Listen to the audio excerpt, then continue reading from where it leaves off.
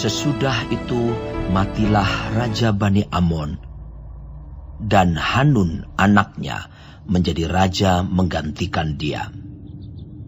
Lalu berkatalah Daud, Aku akan menunjukkan persahabatan kepada Hanun bin Nahas, sama seperti ayahnya telah menunjukkan persahabatan kepadaku. Sebab itu Daud menyuruh menyampaikan pesan turut berduka cita kepadanya dengan perantaraan pegawai-pegawainya karena kematian ayahnya. Tetapi ketika pegawai-pegawai Daud sampai ke negeri Bani Amon itu, berkatalah pemuka-pemuka Bani Amon itu kepada Hanun, tuan mereka, Apakah menurut anggapanmu Daud hendak menghormati ayahmu, karena ia telah mengutus kepadamu orang-orang yang menyampaikan pesan turut berduka cita? Bukankah dengan maksud untuk menyelidik kota ini, untuk mengintainya dan menghancurkannya, maka Daud mengutus pegawai-pegawainya itu kepadamu? Lalu Hanun menyuruh menangkap pegawai-pegawai Daud itu. Disuruhnya mencukur setengah dari janggut mereka dan memotong pakaian mereka pada bagian tengah sampai pantat mereka. Kemudian dilepasnya mereka.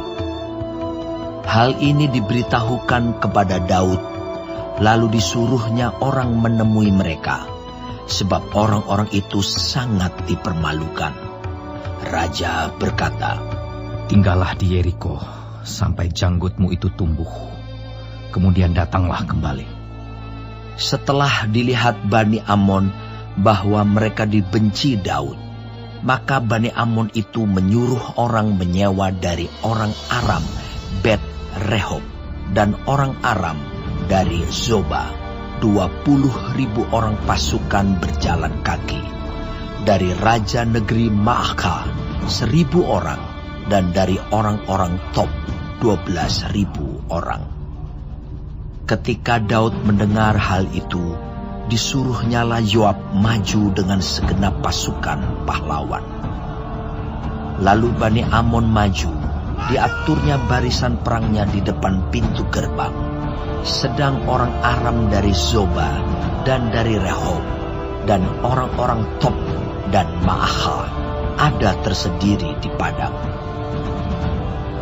Ketika Yoab melihat bahwa serangan itu mengancam dia dari depan dan dari belakang, maka dipilihnyalah sebagian dari orang pilihan Israel.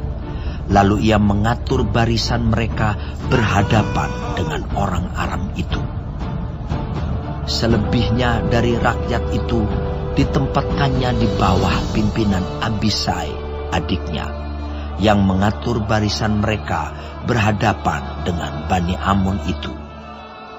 Lalu berkatalah Yoab, Jika orang Aram itu lebih kuat daripadaku, maka haruslah engkau menolong aku. Tetapi, jika Bani Amon itu lebih kuat daripadamu, maka aku akan datang menolong engkau. Kuatkanlah hatimu, dan marilah kita menguatkan hati untuk bangsa kita, untuk kota-kota Allah kita. Tuhan kiranya melakukan yang baik di matanya. Lalu Yoab dan tentara yang bersama-sama dengan dia maju berperang melawan orang Aram, dan orang-orang itu melarikan diri dari hadapannya.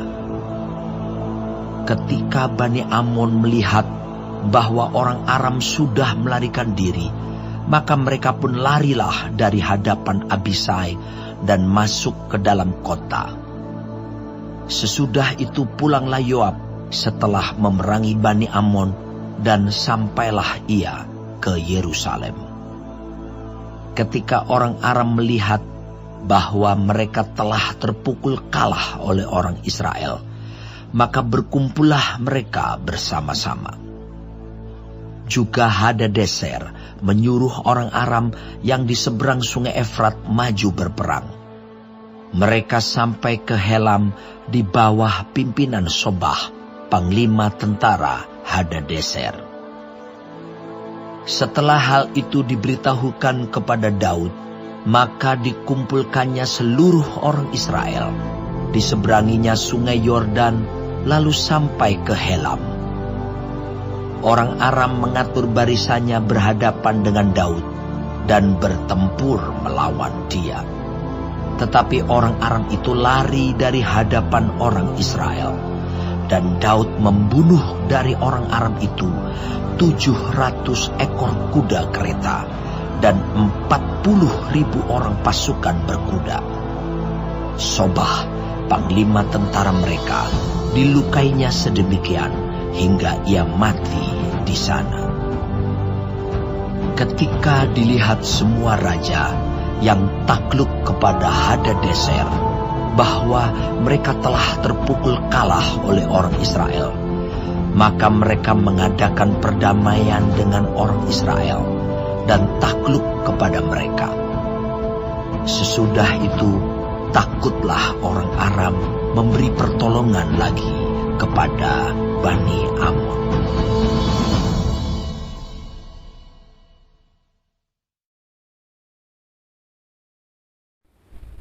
Shalom saudara-saudaraku yang kekasih di dalam Tuhan Yesus Kristus. Puji Tuhan, hari ini kita masih hidup dan dapat mempelajari firman Tuhan dari 2 Samuel 10. Tuhan Yesus memberkati. Mengenai Daud berperang melawan Bani Amon dan orang-orang Aram. Kisah ini terjadi akibat curiga yang sangat berlebihan oleh Raja Hanum dari kerajaan Amon terhadap maksud baik Raja Daud, di mana Daud ingin menyatakan turut berduka cita atas kematian ayahnya, yang sebenarnya adalah sahabat Daud. Raja Hanun mempermalukan utusan-utusan Daud. Mereka ditangkap, janggutnya dicukur, padahal saat itu janggut adalah simbol kehormatan. Pakaiannya dipotong untuk maksud mempermalukan utusan Daud. Tindakan itu berarti secara tidak langsung menghina Daud. Lalu Raja Hanum menduga bahwa Daud pasti marah dan akan memerangi mereka. Lalu cepat-cepat Hanum minta bantuan dari pasukan orang-orang Aram untuk menyerang kerajaan Daud.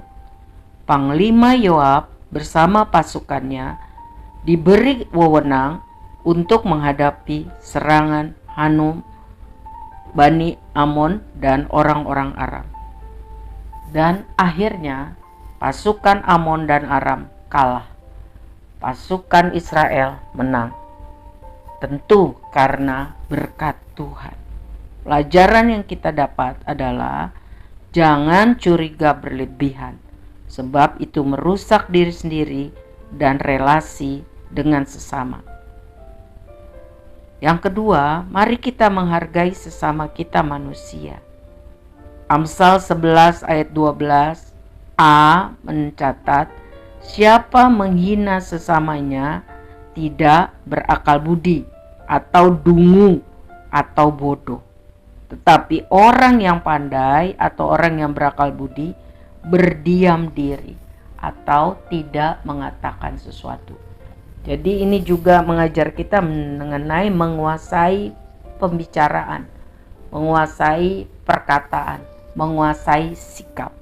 Tuhan tolong kita semua untuk menjadi orang yang berakal budi supaya kita bisa hidup menjadi berkat bagi banyak orang.